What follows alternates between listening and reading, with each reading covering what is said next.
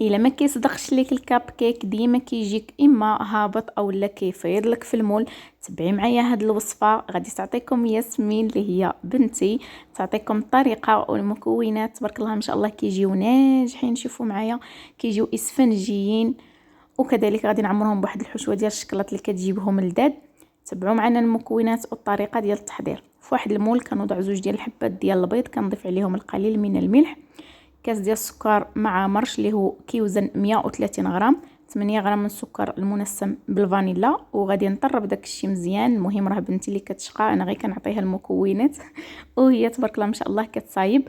المهم غادي نحتاج كذلك كاس صغير ممتلئ من الزيت اللي كيوزن 150 مليلتر، كاس ديال الحليب حتى هو مع مرش اللي كيوزن 130 مليلتر. المهم كنعطيكم العبر بالكاس وبالملي باش تفهموا.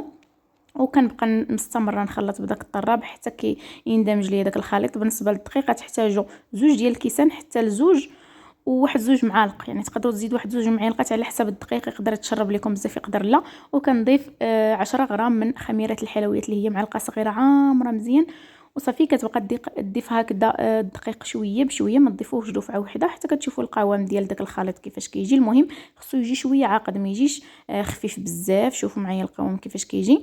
وكنبدا نملا هذوك المول ديال الكاب كيك كيف ما كتشوفوا، حتى كنفوتهم النص، ما كنديروهمش حد النص وما كنعمروهمش بزاف باش كيلقاو هكذا البلاصه فين يطيبوا. كنفوتهم النص غير بشويه كيف ما كتشوفوا معايا. في هذه اللحظه تقدروا تزينوهم باش ما بغيتوا باللوز ايفيلي ولا بحبيبات الشكلاط ولا شكلاط فيرميسي اللي كان عندكم ضيفوا عليهم. انا هنايا تقطف ليا داك المقطع فاش كنا كنضيفوا الحبيبات ديال الشكلاط، لان بغيت كنوري هكذا لبنتي كيفاش ديروا هذا. صافي تدعقت وما شعلتش الكاميرا.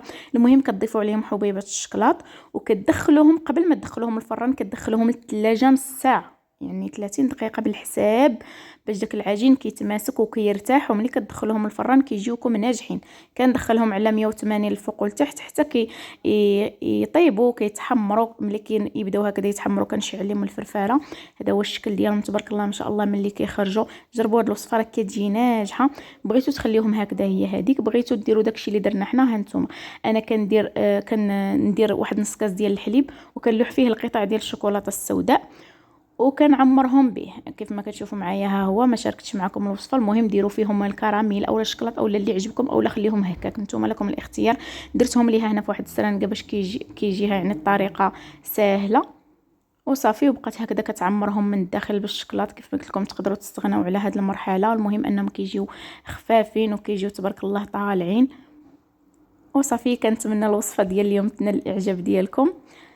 ما تنسوش تجربوها ولا جربتوها خليو لي الراي ديالكم في التعاليق. وما تنسوش كذلك ديروا حركه الاكسبلور باش يوصل الفيديو لعدد كبير من الناس، لان شحال هذه صراحه ما بقيتش كنلوح الوصفات بحال تيك توك نساني ما بقاش كيطلعوا لي الفيديوهات. يعني نضرب لكم ان شاء الله فيديو قادم والى الملتقى.